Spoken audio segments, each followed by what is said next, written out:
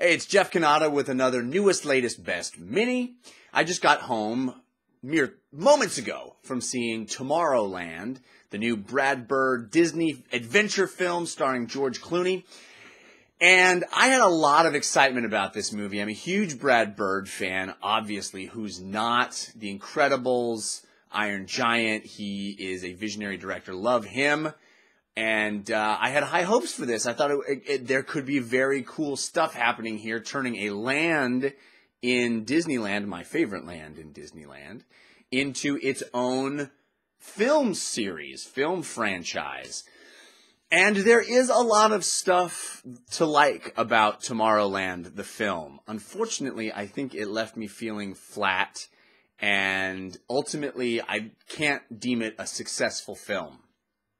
And that's a bummer to say, and it's hard to explain why without spoilers, but I'll do my best. I thought the first 20 minutes of Tomorrowland, I thought this was going to be one of my favorite movies of the summer. I really was taken on this wonderful ride. There's a very inventive method of delivering the story at the beginning, a framing device, and a sort of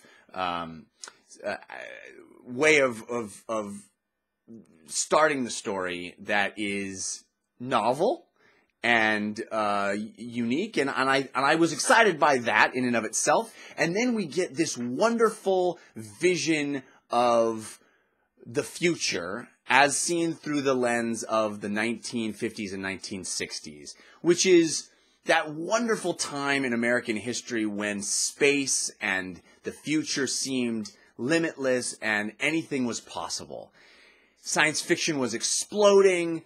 The ideas of going into space, we were in the middle of the space race, going to the moon. It felt like invention was happening around every corner. America was at the center of that innovation, and we were going to manufacture and create and innovate ourselves into a world of automation and exploration, and it was going to be awesome. And that is the backdrop upon which the Tomorrowland in Disneyland was built. That feeling of, oh my God, space, the future, everything is going to be better then.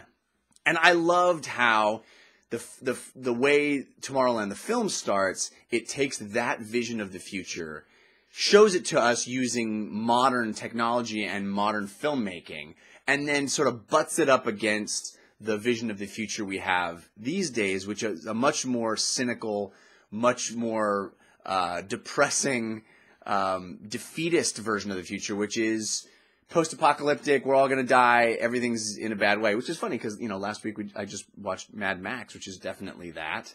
But I think we're seeing it in all our media. And this movie is really trying to present a juxtaposition between this vision of hope and this sort of vision of defeat that we seem to just accept with even in our fiction. We have zombie futures, we have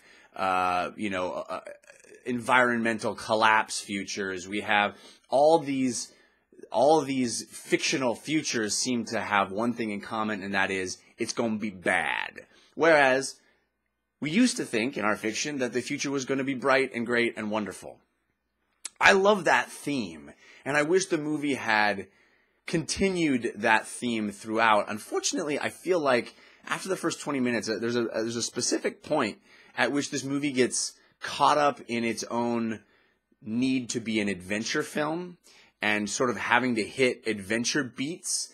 And I just was completely uninterested in it. I thought those adventure beats were portrayed in a clumsy manner, and it felt like the Men in Black movies intruded on my cool Tomorrowland movie that I was just getting into. I was just sort of liking these characters and enjoying the themes that were being presented, and this vision of what Tomorrowland is so vibrant and so interesting, and Brad Bird does such a great job of bringing us into that world in a really tantalizing way.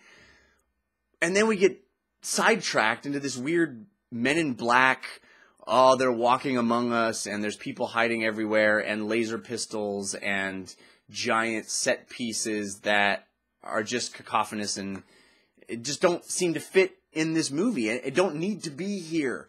They need to be in a summer blockbuster. They need to be in the rote sort of template of what summer action movies, big budget, high-performing summer films deliver. And so, of course, we get them here. And they're just out of place. They just sidetrack us and bloat the film. It's a big, long movie. And it's not interesting. It's not interesting. Whereas I thought all the really fun stuff that was happening, and that just sort of starts to snowball. And we get a whole lot of questions that don't seem to make any sense, and there doesn't seem to be many rules in this world, and we spend an awful lot of time not in Tomorrowland, and then when we finally do get back there, it kind of doesn't really make any sense how it works and why it doesn't work and what the problem is and how we're going to fix the problem and what the motivation of anybody involved is. It just gets real muddy and unclear and not particularly fun, and we're still hitting these bizarre Men in Black-esque action sequences that, for my money, could have been left on the cutting room floor. You don't need to budget them in. Give me this exploration of a future. Show me the hopeful future. Now, by the end, we kind of loop back around to that theme, and I think there's an interesting message that happens here. Is it heavy-handed? Yeah, it's pretty heavy-handed. But I was in it for that. I dug that theme, and it really kind of came back to making an interesting point again.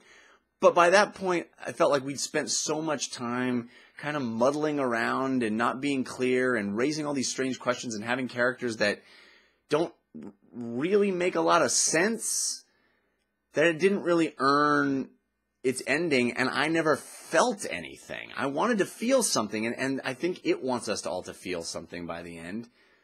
And all I felt was sort of fatigued by the journey instead of that wonderful spark that the film started with in the first 20 minutes of feeling like, oh yeah, these are the kinds of movies I love when I was a kid, about kids and about how kids think anything is possible and never losing that idealism. I don't know. There's a great movie in here. It's just not the movie that was on the screen. And that's a shame, because I think Tomorrowland could have been much, much better than it turned out to be. Do you agree with me? Do you disagree with me? I will be talking more in depth about Tomorrowland on the /Filmcast, including talking full spoilers, so you can get specifics on what I need. You should check that out at /filmcast.com. I'm also talking video games on a show called DLC on the 5x5 network. That's 5x5.tv/DLC.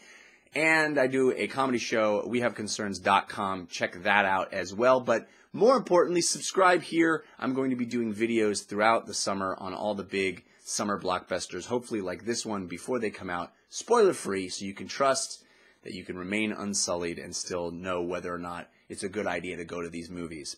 I'd say Tomorrowland is a pass, but I'd love to hear what you think. Tell me in the comments. I'll see you next time. Thank you for subscribing and watching. See you on the next NLB Mini.